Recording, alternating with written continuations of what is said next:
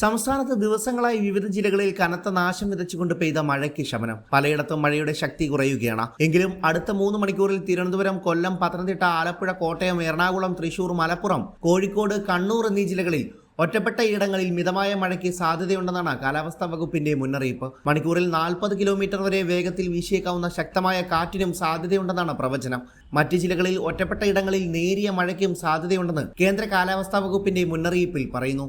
ഇന്ന് ഒരു ജില്ലയിലും അതിതീവ്ര മഴയ്ക്കുള്ള സാധ്യത പ്രവചിച്ചിട്ടില്ല എന്നാണ് ആശ്വാസം. 9 ജില്ലകളിൽ യെല്ലോ അലർട്ടാണ് പ്രഖ്യാപിച്ചിരിക്കുന്നത്. കേരള തീരത്ത് ഉയർന്ന തിരമാലയ്ക്ക് സാധ്യതയുണ്ടെന്ന മുന്നറിയിപ്പും മത്സ്യബന്ധനത്തിനുള്ള വിലക്കും ഇപ്പോഴും തുടരുന്നുണ്ട്.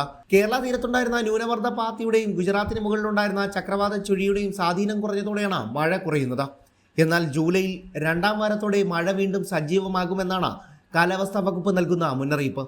വെള്ളക്കെട്ട് ഉൾപ്പെടെയുള്ള പ്രശ്നങ്ങൾ നേരിടുന്ന സാഹചര്യത്തിൽ കോട്ടയം ജില്ലയിലെ എല്ലാ വിദ്യാഭ്യാസ സ്ഥാപനങ്ങൾക്കും കളക്ടർ അവധി പ്രഖ്യാപിച്ചു. പ്രൊഫഷണൽ കോളേജുകൾ അടക്കമുള്ള സ്ഥാപനങ്ങൾക്കാണ് അവധി.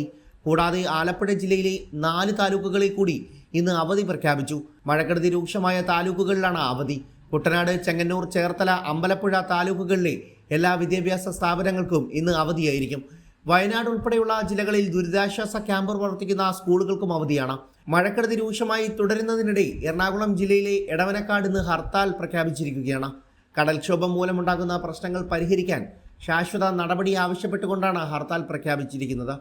രാവിലെ 6 മണി മുതൽ വൈകിട്ട് 6 മണി വരെയാണ് ഹർത്താൽ. എടവനക്കാട് ജനകീയ സംരക്ഷണ സമിതിയാണ് ഹർത്താൽ നടത്തുന്നത്. കടൽക്ഷോഭം തടയുന്നതിനായി ഇവിടെ ട്രട്ടോപോഡ് സ്ഥാപിക്കണമെന്നാണ് എടവനക്കാട് പ്രദേശവാസികൾ ഉയർത്തുന്ന പ്രധാന ആവശ്യം.